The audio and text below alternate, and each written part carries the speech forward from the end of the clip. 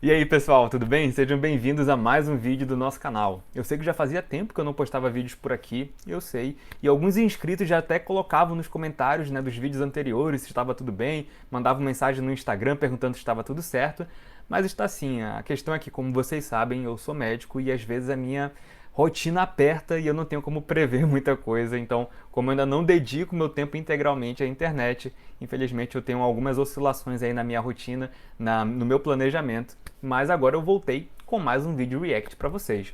Agora, inclusive, se vocês acham, se consideram aqui o meu trabalho, se gostam das coisas que eu produzo para a internet, tem uma novidade também, que é que eu abri um Patreon, Você vai poder agora colaborar com os custos do canal, porque eu tenho uma equipe de edição de vídeo, uma equipe de marketing que agora começou a me ajudar faz algum tempinho, na verdade, e eles têm me ajudado muito, mas tudo isso tem um custo, e para eu conseguir manter uma boa frequência aqui, eu precisaria de alguma ajuda também, porque mesmo que eu seja médico, aqui o meu tempo mesmo, assim, se eu pudesse dedicar o meu tempo integralmente para isso, eu conseguiria. Mas para isso eu vou precisar, com o tempo, de conseguir já uma parte da minha renda vir aqui diretamente da internet. Uma parte disso está vindo já do curso A Formação da Opinião, que se você quiser, fique à vontade de entrar como aluno, porque vou recebê-lo lá com muito prazer. Os links para isso estão aqui embaixo.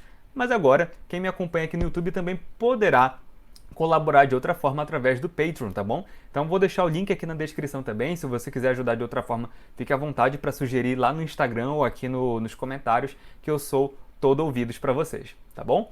E hoje a gente vai voltar a fazer os vídeos reacts com um filósofo brasileiro, que já fazia tempo que vocês pediam para que eu reagisse a ele, que é o Luiz Felipe Pondé.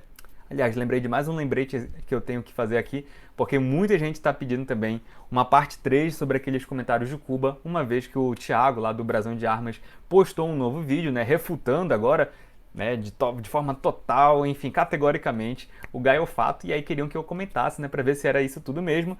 E eu já adianto que eu já vi o vídeo, eu gostei de muita coisa que ele trouxe, mas eu precisaria de novas pontuações ali, vários apontamentos diferentes agora. E eu terei que sentar para produzir isso com mais calma, Porque também gostaria de responder alguns comentários que o pessoal fez nos últimos vídeos, que acho que são dignos de resposta, Também enfim, de eu poder analisar aqui com vocês. Mas isso tudo exige tempo, como eu falei, Então, por enquanto, eu vou lançar este vídeo aqui analisando o Luiz Felipe Pondé e espero que vocês apreciem comigo, sem antes já prometer que pretendo também falar novamente sobre o vídeo ali do Brasão de Armas, tá? Mas bora lá, eu quero ver aqui qual que é a opinião do Pondé. Eu sei que você já o conhece, não precisa introduzir muito o Pondé, Porque é um filósofo de bastante projeção nacional e é um filósofo conservador, liberal, se você não conhece muito da trajetória dele, é uma pessoa declaradamente de direita, Um pensador que se diz conservador, de uma tradição burkeana ali, Burkeana, da Inglaterra, uma coisa mais cética, Como eles gostam de falar. E o que eu posso dizer é que ele vai falar sobre veganismo. Bem, vamos direto ao vídeo, Porque talvez toda vez aqui é uma caixinha de surpresa para vocês, Talvez tenha muita gente que não sabe, mas eu não como coisas de origem animal. Eu não me considero um vegano, talvez mais por uma precaução terminológica, Porque eu tendo a justificar a minha escolha já de mais de 10 anos que eu sou assim, de uma maneira geralmente ligeiramente diferente do que os veganos fazem, Então eu não gosto muito de me associar ao termo, mas por causa disso. Mas na prática pouca coisa muda, Eu não como nada de origem animal, então ovos, leite, carnes, já faz muito tempo que eu não consumo nada disso. Mas a minha justificativa é de base aristotélica, tomista, para surpresa de alguns católicos que me acompanham no canal, e talvez isso fique mais evidente ao longo do vídeo. Então bora lá, logo já enrolei muito, e vamos ver o que o Pondé acha do veganismo. Bora lá, Pondé, eu quero saber. Meus seguidores e leitores sabem que eu critico com frequência qualquer tipo de pureza, busca de pureza. Eu não acredito em gente pura. Inclusive por isso eu gosto de fumar um charuto, Eu acho que o charuto, na verdade, mantém um certo equilíbrio mental para mim.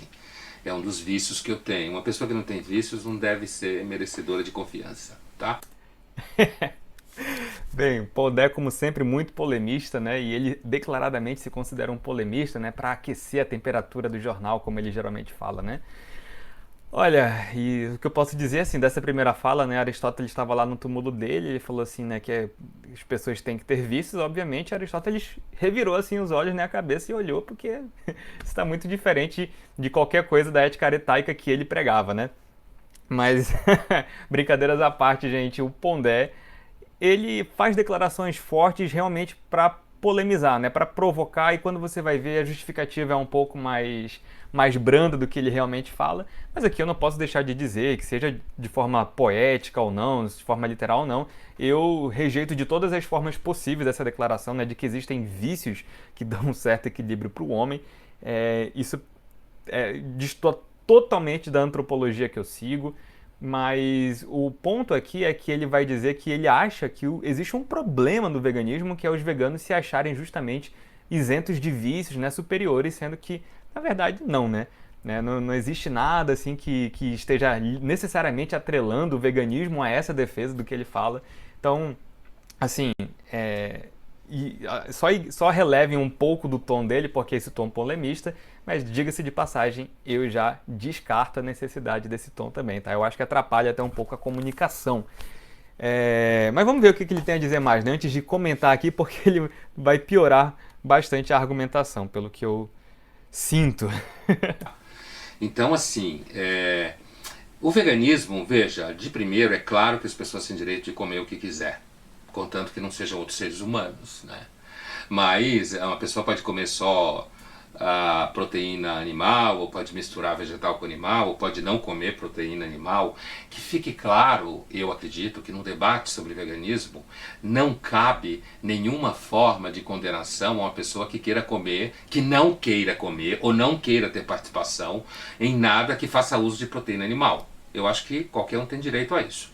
O que eu critico, preste bem atenção, é que comumente, muitas pessoas que aderem ao veganismo aderem por uma certa tensão puritana. Isso é muito claro no discurso. Muito claro. Normalmente são pessoas que têm um discurso muito moralista, certo? Outra coisa que eu acho um pouco iludido do ponto de vista filosófico... Primeiro que ele fala que vai começar a dizer que os veganos são moralistas, ou pelo menos muitos veganos, como ele diz, né? Em primeiro lugar, o Pondé, só para esclarecer uma coisa desse primeiro minuto, né, dele. Ele sempre vai dizer que ele segue uma perspectiva filosófica moralista de uma tradição filosófica que realmente diz que as pessoas que, sei lá, melhor caráter têm, na verdade, mais reconhecem a sua indignidade, né? Então ele vai falar muito da tradição cristã, nesse sentido, né? De pessoas que, quando observam a sua conduta, menos dignas se sentem, então não vão se portar como se viciosas ou como se virtuosas fossem. Né? Não vão ficar falando isso, que na verdade, enfim, quem realmente prega esse moralismo, esse puritanismo, na verdade são pessoas que são até mais dignas de desconfiança. Então Pondé sempre vai fazer essa ressalva. Mas o que eu vou dizer é que assim, o que as pessoas pensam sobre elas mesmas, né? Se elas falam isso para se aparecer ou se elas não falam isso para se aparecer, isso tudo nada tem a ver com o mérito da questão de se comer ou se depender de coisas de origem animal, produtos de origem animal, é algo virtuoso ou não, ou se é algo correto ou não, próprio ou inadequado, né? Se é adequado ou inadequado. Então, assim, se os veganos falam, né, sobre isso e se eventualmente, né, tem essa pompa e se acham, né, se arrogam de algo que, na verdade, mostra mais a sua indignidade, o que eu posso dizer é que isso não tem nada, absolutamente nada a ver com o mérito da questão de se nós devemos ou não comer carne, tá bom? Agora, é claro, assim, eu estou bem incluído, assim, ou pelo menos bem presente, assim, com pessoas que também são veganas, né, ou que se abstêm também de coisas de origem animal como eu, e eu não noto, né, não é a minha experiência notar que pessoas que optam por esse estilo de vida sentem-se superiores tão somente porque deixam de comer algo.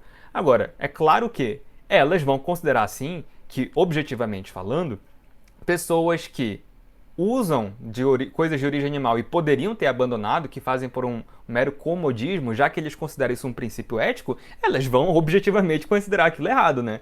Agora, se elas acham que isso as tornam, né, estão em um grau acima de moralidade, isso a gente não tem como provar, né? A gente não tem como provar porque as pessoas realmente se sentem assim. Agora, que elas vão considerar que estão deixando de fazer algo que outros fazem, que consideram errado, isso sim, é claro, é óbvio. Assim como qualquer outra coisa, sei lá, dentro da moral cristã, dentro de outras morais também que você vai encontrar na sociedade, pessoas que praticam coisas, ou que deixam de praticar coisas que consideram que são erradas, vão considerar aqueles que as praticam como pessoas que estão incorrendo em erro. Isso é natural e o Pondé não pode reclamar disso, entendeu? Se fosse simplesmente isso. Agora, do sentimento das pessoas, aí isso não tem a ver com o mérito da questão e ele nem tem como provar que as pessoas se sentem assim. Pelo menos objetivamente falando. Da coisa é a ideia que você pode simplesmente se retirar da cadeia de violência da natureza. A própria natureza é uma cadeia de violência, certo? Ela é a primeira a ser violenta. Assim como ela cria, ela destrói. Outra coisa, me parece que você deixa... Aqui ele vai começar agora a incorrer, né, em vários modos diferentes da falácia naturalista, né? Falácia naturalista é aquela que diz que você está derivando um dever ser, ou seja, uma norma, né? Se você está derivando algo normativo de premissas unicamente, empiricamente descritivas. E nesse caso aqui ele está meio que enfrentando o argumento dos veganos com uma falácia naturalista, né? Dizendo o seguinte, olha, é errado ou sei lá, é ingênuo você pensar que vai conseguir fugir da violência no mundo porque o mundo naturalmente é violento. Ou seja, sei lá, você vê a violência na natureza, né? O Pondé dá até alguns exemplos assim, sei lá, falando para outros, né? Enfim, outros meios de comunicação que estão no canal dele, né? São famosas algumas frases em que ele diz, por exemplo, pede para um leão parar de comer, sei lá, uma zebra, né? Ou seja, parar de ser violento. Ele não vai conseguir. Mas, novamente, né? Isso é incorrer na falácia naturalista, porque a descrição empírica da realidade é, novamente, uma descrição, sabe? O dever ser, as coisas que nós devemos fazer são, sei lá, vou tentar usar um termo menos técnico aqui, são projeções de como esse mundo deveria ser. Então, se a natureza é ou não violenta, isso não diz nada que ver como ela deveria ser idealmente falando, ou pelo menos eticamente falando, né? Para usar uma palavra melhor, eticamente falando. Então, como as coisas são, não necessariamente são aquilo como elas deveriam ser, né? Ou seja, o mundo, infelizmente, tem várias coisas que a gente vai considerar antiéticas. Se bem que, no caso dos animais, como eles não são pessoas, né, no sentido, pelo menos, boeciano, né, ou seja, não são substâncias racionais, eles são seres amorais, aéticos. O leão, ele não está assassinando uma zebra quando ele tira a vida dela. Ele está seguindo realmente a sua fisiologia, o que é diferente dos homens, já que nós, tendo a capacidade de reflexão ética, tendo a capacidade, né, de compartilhar esses princípios éticos e morais, nós podemos refletir teleologicamente falando, estamos no reino dos fins, né, para usar um linguajar mais kantiano, e por isso nós podemos ser responsabilizados por aquilo que nós fazemos. Agora, o restante da natureza não. Tá? Então, invocar isso de que o mundo é violento em si mesmo mas o mundo é uma coisa, né? Ele não tem essa realidade mental que os humanos compartilham. Pelo menos é isso que eu defendo filosoficamente falando. Mas vamos avançar aqui. Deixa eu só explicar uma coisa sobre a falácia naturalista também, que tem muita gente que confunde, tá? Porque assim, falácia naturalista e guilhotina de Hume aqui eu estou considerando a mesma coisa. Então assim, só para vocês entenderem por que é uma falácia lógica, tá? Vamos imaginar aqui um raciocínio, né? Um silogismo, em que você tem duas premissas e uma conclusão. Então, vamos dizer, por exemplo, a premissa de que João é mais forte do que Pedro. E aí você tem uma segunda premissa dizendo que João e Pedro foram passear em um zoológico, descrevendo, né, um dia, né, e encontraram uma onça solta. Aí a conclusão que a premissa segue, na verdade, vai dizer alguma coisa como João deveria ter protegido Pedro. Isso parece intuitivamente ser correto, já que um é mais forte do que o outro. Só que acontece que, para que esse raciocínio seja formalmente válido, precisaria ser inclusa uma premissa que está oculta aí, que é a premissa de que o mais forte deve defender o mais fraco. Porque isso é algo que nós talvez assumamos sociologicamente falando, naturalmente falando, mas não está explícito no silogismo. Então percebo que se eu ficar apenas com a descrição empírica do que eles foram fazer em um dia, ou de como eles são, melhor dizendo, né? Ou seja, só do mero fato, melhor. Se eu quisesse só trabalhar com a primeira premissa, do mero fato de que um é mais forte do que o outro, eu não vou concluir que um deve proteger o outro. Ou seja, eu vou estar incluindo na conclusão do argumento algo que não apareceu nas premissas. Para o silogismo ser correto, para esse raciocínio ser correto, uma das premissas já deveria ter esse dever, essa questão normativa já nas premissas, para então aparecer na conclusão. Então, esse é o problema da falácia naturalista. E é o que o Pondé está fazendo aqui, em outras palavras, né? Porque ele está dizendo assim, os seres humanos, né, sei lá, fazem parte de um mundo natural. Aí, segunda premissa, o mundo natural é violento. Terceira premissa, logo os seres humanos devem estar inclusos nesse mundo violento, já que ele está dizendo que é ingenuidade pensar que nós não podemos fazer diferente. Né? E se você não pode sair de algo, se é impossível fazer algo, também não pode ser uma lei. O que Kant já ensinava pra gente, uma impossibilidade não pode virar uma lei, porque você não pode obrigar algo ou uma pessoa a fazer algo impossível. Então, em outras palavras, é a isso que o raciocínio do Pondé está levando a uma falácia naturalista. Então vamos lá, vamos continuar. Deixa a experiência humana do gosto, né, um pouco cerceada. Além do fato de que quando você cerceia muito a alimentação, se a gente não conseguisse quebrar a proteína animal, provavelmente já tinha desaparecido. Porque na história pregressa, no Alto Paleolítico, a gente teve parentes que eram herbívoros, como se fala, né? Animais que não quebram a proteína animal, quer dizer, não quebram do ponto de vista fisiológico, bioquímico, e não por escolha. Então, a gente observa que em muitas religiões o discurso purista da alimentação está presente, né? Então, o que eu critico normalmente na postura vegana não é negar o direito de alguém comer o que quer. Na verdade, o que eu critico é que muitos veganos acham que quem come carne, na verdade, é um assassino. Eu não conheço nenhum vegano que ache isso. Né? Talvez ele conheça, né? Porque ele é uma pessoa pública e talvez receba mais ataques de pessoas veganas e alguns eventualmente podem falar isso, mas a maioria dos meus amigos veganos não colocam no mesmo grau de gravidade você matar uma pessoa e uma pessoa matar um animal, tá bom? Mas ele pode ser que ele conheça pessoas assim. E, enfim, essas pessoas não falam por todo um movimento. Né?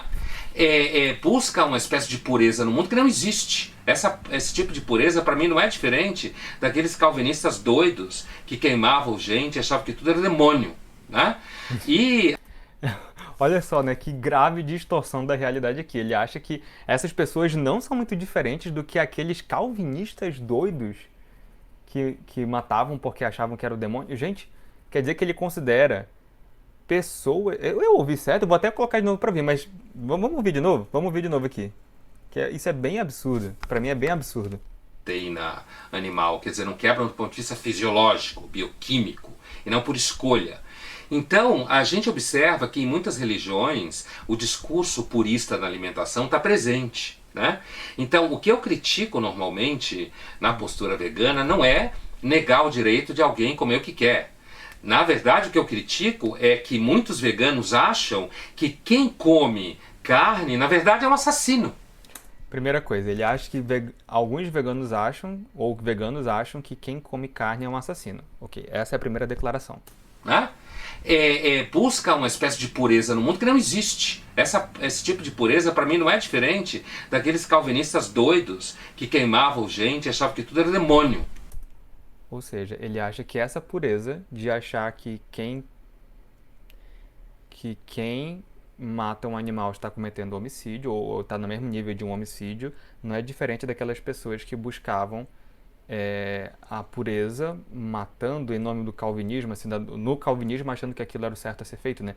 Vejam que existe uma desproporção muito grande aqui, sabe? Rapidinho. Daqueles calvinistas doidos que queimavam gente e achavam que tudo era demônio. Lembrando que aqui ele está comparando, então, o que algumas pessoas acham que é com algumas pessoas que faziam, ou seja, pessoas que acham que está no mesmo nível, o comer carne comer carne animal ser um homicídio, com o que pessoas faziam de matar em nome da religião. Ou seja, ele está dizendo, não é muito... Olha só que coisa, não é muito diferente pessoas que têm uma opinião sobre a ação dos outros, né? Ou seja, uma opinião de que comer carne está no mesmo nível de homicídio, de pessoas que elas não só tinham uma opinião, mas matavam em nome de Deus por causa do calvinismo, ou dentro do calvinismo, Então perceba, ele acha que não tem muita diferença, uma opinião, né, sobre um fato moral e ético do que as pessoas faziam matando, sabe? Claro, pode ter sido um ato falho dele, tá? Mas ou seja, não pode ter sido que ele falou assim sem pensar muito, né? Mas assim, essa frase, objetivamente falando, está muito errada, muito injusta. Né? E agora, tem aí um filósofo chamado Peter Singer, que é uma espécie assim, de guru, apesar de que muitos veganos nem sabem disso, publicou em 75 um livro chamado Animal Liberation, onde ele cunha um conceito que é especismo, em que ele diz que a gente se alimentar de animais e prender animais é uma forma de racismo transespécie, né? Daí o especismo, no sentido de que a gente acharia que os animais são inferiores. O fato é que o que eles tentam é aproximar o especismo de uma forma de canibalismo. E que, portanto, você comer proteína animal, comer animais e, sei lá, fazer outros usos de animais seria uma forma de crime. É claro que você torturar animais e sofrimento é uma coisa dolorosa. O que eu critico no veganismo é uma certa percepção sensorial estética infantil da realidade, associada a uma expectativa purista e moralista. E eu não gosto de purismo e de moralismo. Você vê, né, que o Pondé é um filósofo, sei lá, com muita formação, né, que pessoas o reputam assim como um dos maiores filósofos brasileiros, chega nesse nível, né, de, sei lá, de agressividade, dizer que é um pensamento infantilizado e tal, erroneamente considerado puritano, ao meu ver, tá? Porque simplesmente você... no final das contas, se você for ver vários outros vídeos do Pondé, e aqui eu posso fazer isso com vocês depois, tem um outro vídeo aqui em que deixa isso bem claro, que é esse outro aqui, tá? Eu não tenho nada... Eu não vou analisar com vocês. Ele basicamente está associando o puritanismo com essa declaração normativa de que você acha errado, em última instância, a sociedade ficar dependendo de coisas de origem animal, sendo que já poderiam ter abandonado isso. Tá? Ou seja, eu acho isso bem injusto. Mas vamos voltar aqui à declaração que ele fez sobre o Peter Singer. Eu não acho também que está de toda precisa, tá? Porque não é que ele considere propriamente, né, que o comer carne ou que o especismo, né, que é essa nossa diferenciação das espécies, né, por parte deliberada dos homens, seja um caso ou um tipo, né, um modo de racismo, como o Pondé falou. Até deixa eu voltar aqui na declaração para ser bem justo, porque vocês aqui também pegam no meu pé se eu mudo alguma coisa. Ele está certo, tem que ficar me policiando mesmo. Onde ele cunha um conceito que é especismo, em que ele diz que a gente se alimentar de animais e prender animais é uma forma de racismo transespécie. Então ele está falando aqui de forma realmente unívoca, né? O especismo é uma forma de racismo, né? E não, o Peter Singer lá no The Animal Liberation deixa bem claro que ele está considerando como algo análogo, tá bom? E eu desconheço, assim, que ele tenha feito essa declaração de que há um tipo de racismo, ou seja, talvez dentro ali do mesmo gênero de erro, compartilhando da mesma culpa, e que seja realmente isso, né? Porque racismo já implica ser algo dentro da mesma espécie, né? Ou seja, nós estamos diferenciando por raça, né?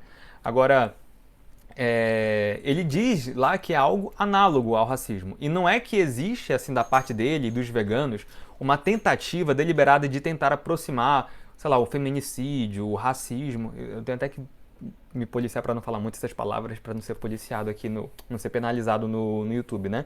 Mas não é que os veganos e o Peter Singer estejam tentando aproximar isso dessa forma, essas coisas que já são objetivamente erradas para a sociedade, né? Enfim, que hoje já são consideradas, sei lá, de comum acordo como erradas, não é que ele esteja tentando aproximar isso do especismo, né? Ou seja, tentando forçar artificialmente, né? É que, na verdade, essa associação já veio de um debate anterior e que o Peter Singer apenas historia, ele apenas menciona, que ele apenas, né, faz menção e, sei lá, falando historicamente, né, historiando no livro dele, que é o caso do debate ou da correspondência, né, da Mary Wollstonecraft com o Thomas Taylor, que era um filósofo de Cambridge, neoplatônico, se não me engano. Então, o que acontece? A Mary Wollstonecraft acabou por publicar o livro, se não me engano, alguma coisa como The Vindications of the Woman Rights, a Vindicação dos Direitos da Mulher. Acho que é assim que traduziram para o português. Se não for vindicação, deve ser reivindicação, algo assim.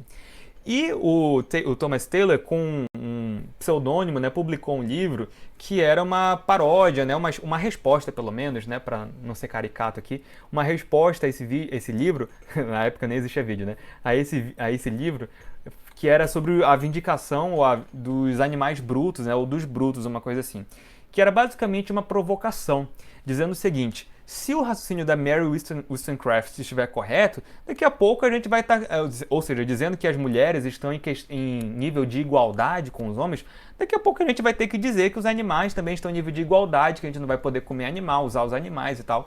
Então era mais ou menos esse o raciocínio, né? Então não é que, sei lá, o Peter Singer estivesse artificialmente, ou os veganos estejam artificialmente tentando aproximar algumas coisas. É que o próprio argumento, em reação ao feminismo da Mary Wollstonecraft, estava apontando para essa associação, né? Isso aconteceu lá há muitos séculos. Então, mas aí o que acontece? O Peter Singer, inclusive, ele menciona o seguinte, que ele em si mesmo, e eu acho que isso é correto, rejeita que o critério aqui de você fazer ou não algo com outras pessoas ou com outras coisas seja o nível de igualdade particular entre os seres humanos. Ou seja, ele não está considerando que o raciocínio correto seria o de sermos contra a escravidão, contra o feminicídio, contra a discriminação com a mulher, porque homens e mulheres são realmente igualmente, né, tomados em si mesmos como iguais, né, totalmente iguais. Porque, como ele vai dizer assim, por exemplo, muitas pessoas na época diziam que os negros deveriam ser considerados ou não deveriam ser discriminados porque eram iguais intelectualmente falando aos brancos. E tudo bem nós alegarmos isso, né? Cientificamente você pode fundamentar isso.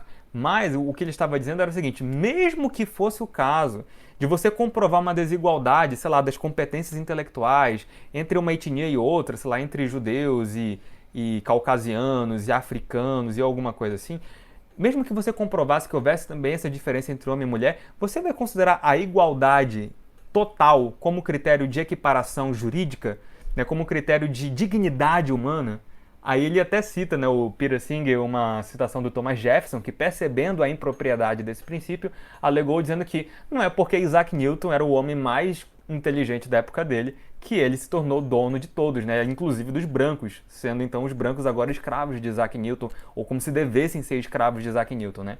Então, ou seja, mesmo que você prove alguma disparidade entre os sexos, entre as etnias e tal, isso não é argumento suficiente para dizer logo eles devem sujeitar-se como escravos ou serem discriminados e sofrerem, então, e coisa assim.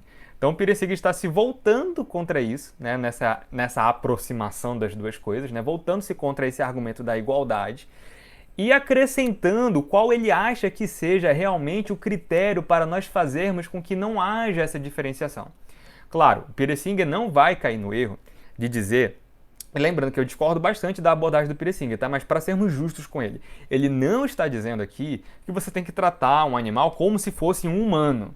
Tá? O que ele está dizendo é que você, através da ciência, ou seja, através de sabendo que os animais compartilham conosco da dor, né? E ele vai dizer como nós sabemos que alguém tem dor, né? Através de, enfim, estratégias até meio behavioristas, né? Vendo como que é o comportamento da pessoa, qual é a face de dor, qual que é o linguajar da dor, enfim, qual que é a reação fisiológica da dor, né? Sabendo disso, e provando que os animais também sentem isso, você, de uma maneira utilitarista, né, de forma utilitária, vai tentar subtrair essa dor do mundo, porque não é do interesse do animal, né, para usar uma terminologia que ele usa, não é do interesse do animal ele sofrer aquela dor.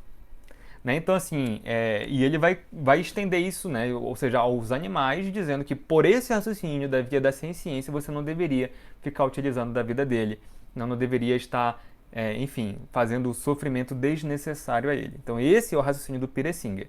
É um raciocínio que volta-se, inclusive, para os textos do Bentham, né, que é um utilitarista bem famoso também, que já tinha falado sobre os animais na sua época, né, mas de tal forma que o Peter Singer não precise cair no erro de dizer que os animais são pessoas e têm direitos. Né?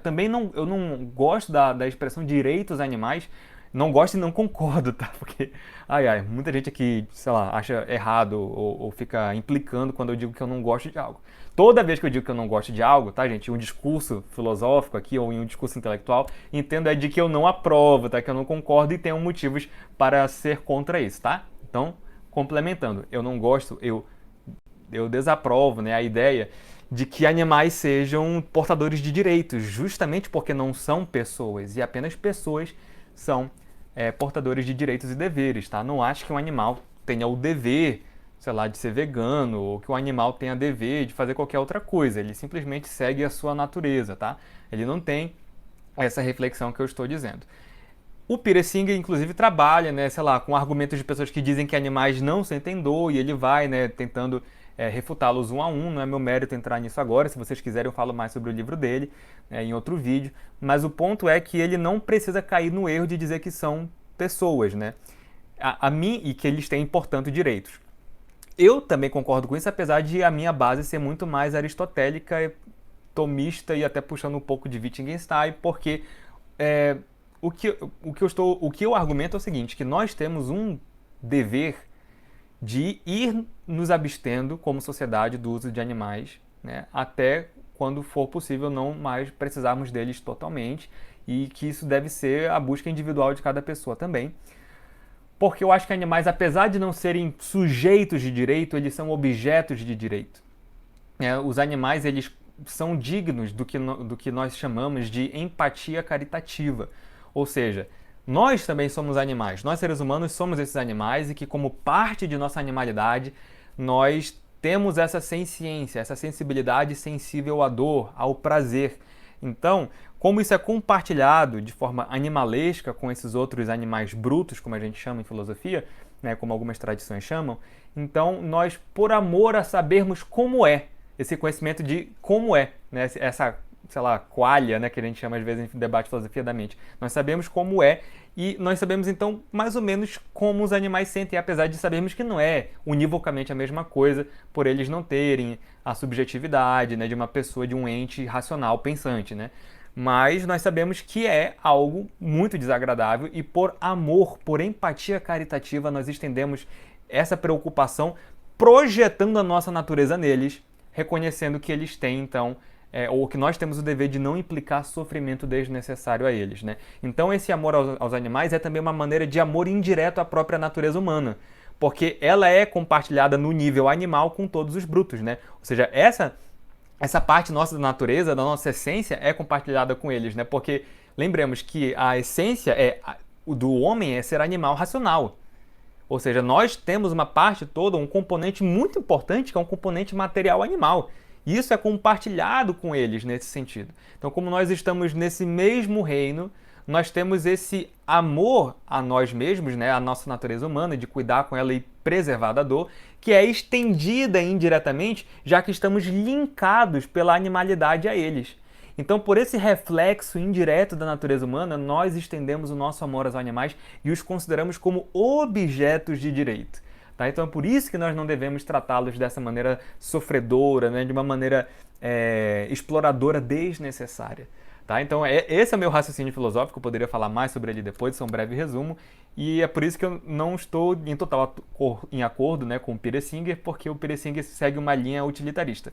Se bem que ele já falou recentemente que tem mudado um pouco a perspectiva metaética dele, né, de quando ele publicou lá na década de 70 o The Animal Liberation, para uma coisa um pouco mais formalista, né, por influência do próprio Nagel, né, se não me engano, do Thomas Nagel, né, que enfim, teve esse contato com ele e mudou um pouco a opinião dele. Mas, seja como for, a opinião do livro é essa, utilitarista, e eu discordo dessa opinião utilitarista, se bem que a gente concorde bastante na conclusão, mas a fundamentação dela é bem diferente, né, a minha do Peter Singer nesse livro.